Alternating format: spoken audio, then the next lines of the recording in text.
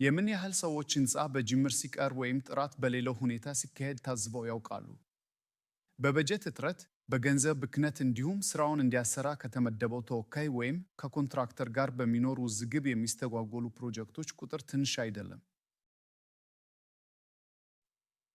ብዙውን ጊዜ ችግር የሚፈጠረው ስራው ሲታቀድ ሊፈጅ የሚችለውን የገንዘብ መጠን አሳንሶ በመገመት ነው።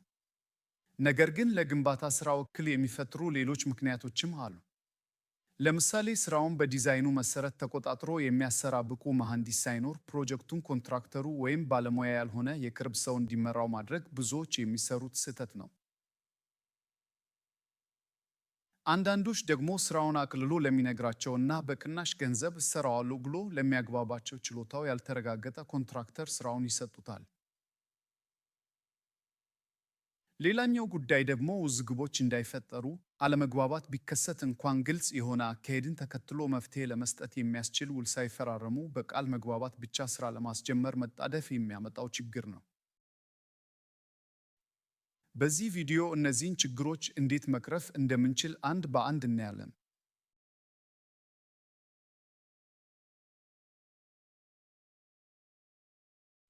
የመጀመሪያው ነገር ስራ ከመጀመራችን በፊት በቂ የሆነ በጀት ማዘጋጀታችንን ማረጋገጥ ነው። ከላይ እንዳነሳነው የመሐንዲስ ግምቱን ባለመቀበል ይህን ያህል አይፈጅም፣ ይጀመር እና ቀስ እያለ ያልቃል የሚለውን የተለመደ አካሄድ መከተል በኋላ ችግር እንደሚያመጣ ማመን ያስፈልጋል።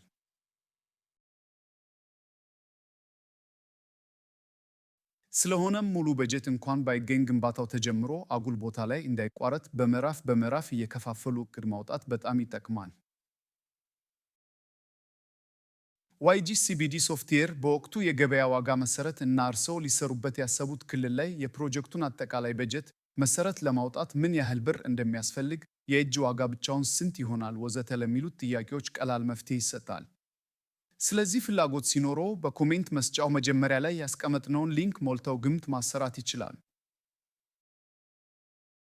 የሚቀጥለው ጉዳይ ብቁ የሆነ ተቆጣጣሪ መሐንዲስ አስፈላጊነት ነው።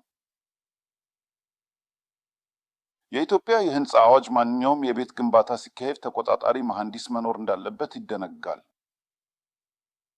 ብዙ ሰዎች ግን ግዴታ ስለሆነባቸው እንጂ ለሱፐርቫይዘር ተጨማሪ ወጪ ማውጣትን አያምኑበትም።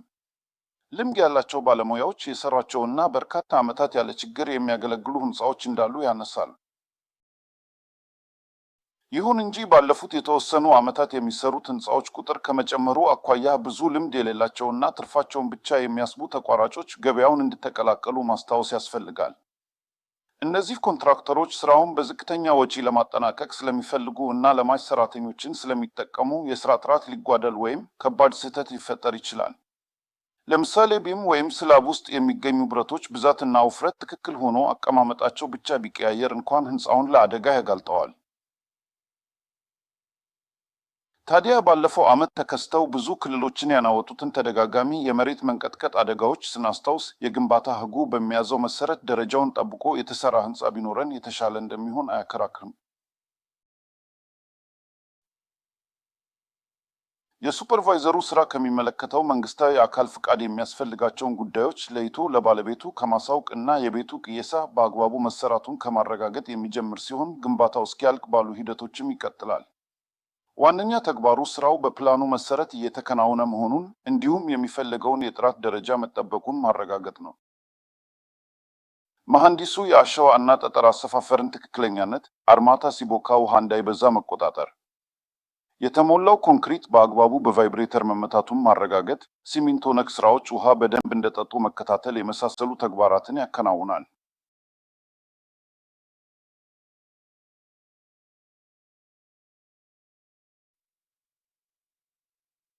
እግረ መንገዱን የአርማታ ብረቶች አለአግባብ እየተቆራረጡ እንዳይበላሹ፣ የሲሚንቶ፣ የብሎኬት እና የሌሎች ማቴሪያሎች ብክነት እንዳይከሰት ክትትል ያደርጋል።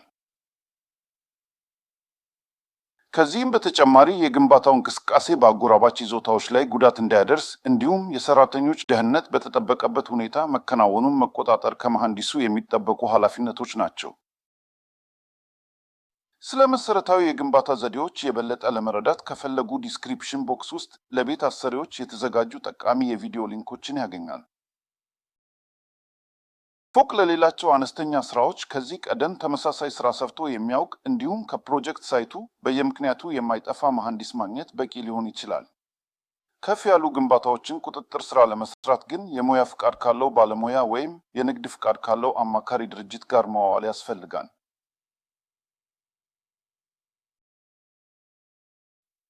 ክፍያ በሚደራደሩበት ወቅት ተቆጣጣሪ መሐንዲሱ በሳምንት ስንት ቀን እንዲሁም በየትኞቹ ስራዎች ላይ እየተገኘ ክትትል ያደርጋል በሚለው ጉዳይ ላይ ግልጽነት እንዲኖር ያድርጉ። በተጨማሪም የኮንትራክተር ክፍያን ማጽደቅ፣ የማቴሪያል አቅርቦት ፍላጎትን ለሚመለከተው ክፍል አስቀድሞ ማሳወቅ የመሳሰሉ ስራዎች በስራ ቅጥር ውሉ ላይ በጽሑፍ መቀመጣቸውን ማረጋገጥ ጠቃሚ ነው። አሁን ደግሞ ከኮንትራክተር ጋር ስለሚደረግ የስራ ውል እንመልከት። አብዛኛውን ጊዜ የግለሰብ ፕሮጀክቶች በሁለት አይነት መንገድ ይከናወናሉ። አንደኛው አማራጭ የኩርት ስራ ውለታ ሲሆን፣ ሁለተኛው ደግሞ በስራ ዝርዝር ላይ የተመሰረተ ውል የሚባለው ነው። በቅድሚያ ስለ ሁለቱ አማራጮች ጠንካራ እና ደካማ ጎን ጥቂት እንመልከት እና የተሻለ ሊሆን የሚችል ሶስተኛ ዘዴን እናያለን። የኩርት ስራ ውል የተወሰነውን የስራ ክፍል፣ ለምሳሌ የቤቱን የመሰረት ስራ ለማጠናቀቅ የሚከፈለው ጥቅል ገንዘብ ላይ መስማማት እንደማለት ነው። እንደዚህ አይነት ውለታዎች ብዙውን ጊዜ በተለምዶ ከሚሰሩ ተቋራጮች ጋር የሚደረጉ ናቸው። ጎበዝ እና ታማኝ ተቋራጭ ከተገኘ ቀለል ያለ ዘዴ ስለሆነ አንዳንዶች ይመርጡታል። ይሁን እንጂ ኮንትራክተሩ ፕሮጀክቱን ቢያጓተው ወይም ጥራት ቢያጓድል የተሰራውን ስራ ዋጋ መተመን አስቸጋሪ ከመሆኑም በላይ ውሉን ለማቋረጥም ሆነ በሌላ ሰው ለማስቀጠል አስቸጋሪ ይሆናል። ሌላው አማራጭ ደግሞ በቢል ኦፍ ኳንቲቲ ከኮንትራክተር ጋር የሚደረግ የስራ ውል ነው። ቢል ኦፍ ኳንቲቲ ወይም ቢኦኪው የህንጻችንን ዲዛይን የሰሩት መሐንዲሶች የሚያዘጋጁት የስራ አይነቶችን እና መጠኖችን የያዘ ሰነድ ነው። ይህ አሰራር ለትልልቅ ፕሮጀክቶች አመቺ ቢሆንም ለአነስተኛ እና መለስተኛ የግል ህንጻዎች ለመጠቀም የራሱ የሆነ ውስንነት አለው። አንደኛው ችግር መደበኛው ቢል ኦፍ ኳንቲቲ ስራዎችን እስከ ጥቃቅን ድረስ ተንትኖ ስለሚያስቀምጣቸው አለካኩንም ሆነ ዝርዝሩን ባለሙያ ያልሆነ ሰው በቀላሉ ለመረዳት አዳጋች መሆኑ ነው። በዚህም ምክንያት አንዳንድ ተቋራጮች አሰሪዎቹ ስለ ቢኦኪው ያላቸውን አነስተኛ ግንዛቤ አለአግባብ ሊጠቀሙበት ይችላሉ። ለምሳሌ በጨረታ ወቅት መጀመሪያ አካባቢ ያሉት ስራዎች ላይ ትልልቅ ዋጋ ሞልተው በስተመጨረሻ ያሉትን እንደ ቀለም ወይም ሴራሚክ ታይል ማንጠፍ ላይ ነፃ በሚባል ደረጃ ዋጋውን አውርደው ድምሩን ዝቅ በማድረግ ስራውን ያሸንፋሉ።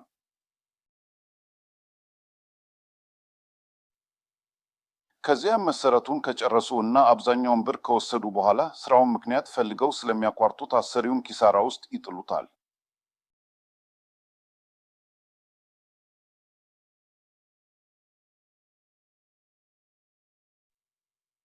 ሁለተኛው ጉዳይ ፕሮጀክቱ ከተጀመረ በኋላ የስራው መጠን ከውለታው በላይ ሆኗል፣ በውሉ ያልተካተተ ስራ ነበር፣ ወዘተ በሚሉ ምክንያቶች የስራው ባለቤቶች ተጨማሪ ክፍያ እንዲከፍሉ ሲጠየቁ አስተያየትም ሆነ ዳኝነት ለመስጠት የማይችሉበት ሁኔታ መፈጠሩ ነው።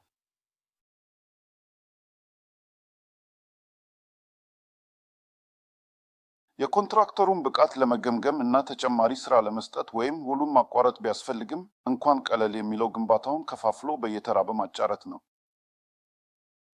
ለምሳሌ መሰረቱን ለማውጣት፣ ስትራክቸር ጨርሶ ቆርቆሮ ለማልበስ፣ ብሎኬት እና ከፊል ማጠናቀቂያ ስራዎችን ለመስራት፣ ከዚያም የፊኒሺንግ ስራን እያሉ ደረጃ በደረጃ መቀጠል የተሻለ ሊሆን ይችላል። በሌላ በኩል እያንዳንዱን ጥቃቅን የስራ አይነት በመዘርዘር እና ብዛቱን ለማስላት ከመቸገር ይልቅ በስራ ቅደም ተከተላቸው መሰረት ጠቅለል ማድረግ የተሻለ ይሆናል።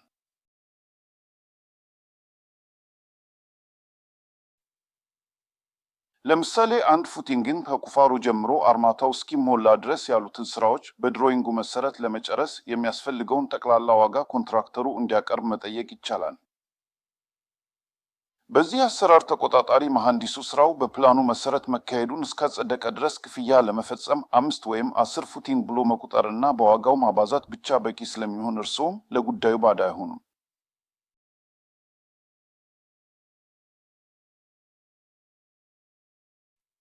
በተመሳሳይ መንገድ ኮለሞች ለማቆም፣ የድንጋይ ግንብ ስራን ከነቁፋሮ ለመጨረስ፣ ቢም ለማሰር እንዲሁም ከሴሌክት መጠቅጠቅ ጀምሮ የወለል አርማታ እስከ መሙላት ያሉትን ተግባራት የወለል ስራ በሚል በአንድ ላይ ማጠቃለል እንችላለን። በቤቶ ፕላን ላይ ተመስርተን ከላይ የገለጽነው አይነት የሥራ ዝርዝር እንድናዘጋጅለው እንዲሁም ያልተጠበቁ ሥራዎች ቢገጥሙ ምን ማድረግ እንደሚቻል፣ ውል ስለሚቋረጥበት ሁኔታ እና በከፊል ስለተሰሩ ሥራዎች፣ በተቋራጭ ስህተት የተበላሹ ሥራዎችን ስለማስተካከል፣ የኮንትራክተሩ እና የባለቤት ኃላፊነቶች ምን እንደሆኑ የያዘና በአማርኛ ቋንቋ የተዘጋጀ የውል ሰነድ እንድናዘጋጅለው ከፈለጉ በዚህ ቪዲዮ መጨረሻ ላይ በሚታየው ወይም ኮሜንት መስጫው መጀመሪያ ላይ ባለው አድራሻችን ያግኙን። ቀጣዩ ወሳኝ ጉዳይ ኮንትራክተር የመምረጥ ሂደት ነው።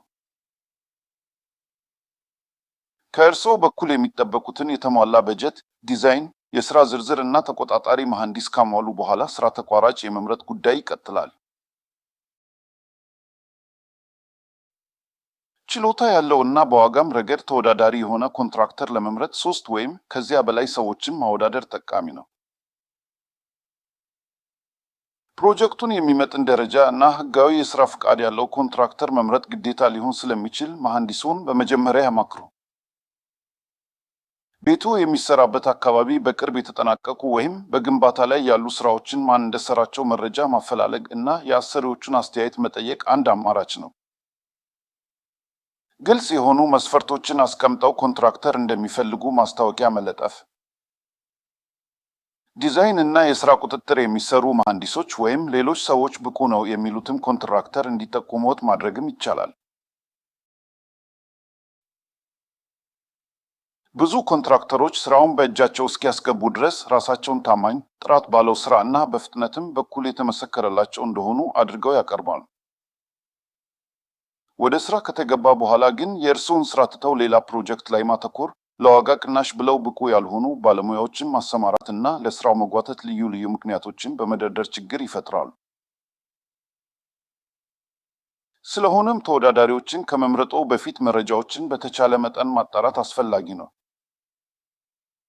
መስፈርቱን ያሟሉ ተወዳዳሪዎች ከተመረጡ በኋላ የሚሰሩበትን ዋጋ የሚሞሉበት የሥራ ዝርዝር ወይም ቢል ኦፍ ኳንቲቲ ይሰጣቸዋል።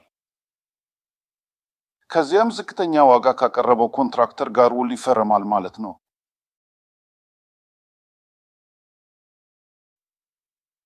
ስለ ፕሮጀክት አስተዳደር ተጨማሪ ነጥብ፣ የማቴሪያል አቅርቦት እና ስርቆት። የሥራው ባለቤት ከመሐንዲሱ በተጨማሪ ታማኝ የሆኑ የዕቃ ግዢ፣ የስቶር እና የጥበቃ ሰራተኞች እንደሚመድብ ይጠበቃል። ሆኖም ብዙ ፕሮጀክቶች ላይ ከሚያጋጥሙ ችግሮች አንዱ የአነስተኛ ዕቃዎች ግዢ እና አጠቃቀም ነው። እንደ ምስማር እና ማሰሪያ ሽቦ ያሉ ዕቃዎችን በየጊዜው መግዛት እና በአግባቡ ሥራ ላይ መዋላቸውን መቆጣጠር በጣም አስቸጋሪ ነው። እነዚህ ዕቃዎች ስነ ምግባር በጎደላቸው ሰራተኞች በቀላሉ ሊሰረቁ ወይም በግዴለሽነት ሊባክኑ ስለሚችሉ ከሚደርሰው የገንዘብ ጉዳት ባለፈም ሥራ ላይ መስተጓጎል ይፈጠራል። ስለሆነም የማቅረቡን ኃላፊነት ለኮንትራክተሩ መስጠት ጥሩ አማራጭ ነው። በዚህ አሰራር መሰረት የሥራው ባለቤት ውሃን እንዲሁም እንደ ሲሚንቶ፣ ብረት፣ አሸዋ፣ ጠጠር የመሳሰሉትን በኮንትራት ስምምነቱ ላይ የተዘረዘሩ ዕቃዎችን ብቻ ያቀርባል። ከነዚህ ውጭ ያሉትን ዕቃዎች እና የሥራ መገልገያ መሳሪያዎች ደግሞ ተቋራጩ አቅርቦ ይሰራል ማለት ነው። ስናጠቃልለው ፕሮጀክቱን በአግባቡ ለመምራት ሕንፃው ሊፈጅ የሚችለውን ወጪ በባለሙያ ያስቀምጡ። ብቁ ተቆጣጣሪ መሐንዲስ እና ኮንትራክተር ይምረጡ። ለግለሰብ ሥራ አመቺ በሆነ የሥራ ዝርዝር እና ፎርማት በጽሑፍ የተቀመጠውን ላይ ይፈራረሙ። በዛሬው ቪዲዮ ጠቃሚ ሐሳቦች እንዳገኙበት ተስፋ እያደረግን ሰብስክራይብ፣ ላይክ፣ ሼር በማድረግ ለሚሰጡን እገዛ ከወዲሁ ምስጋናችንን እናቀርባለን።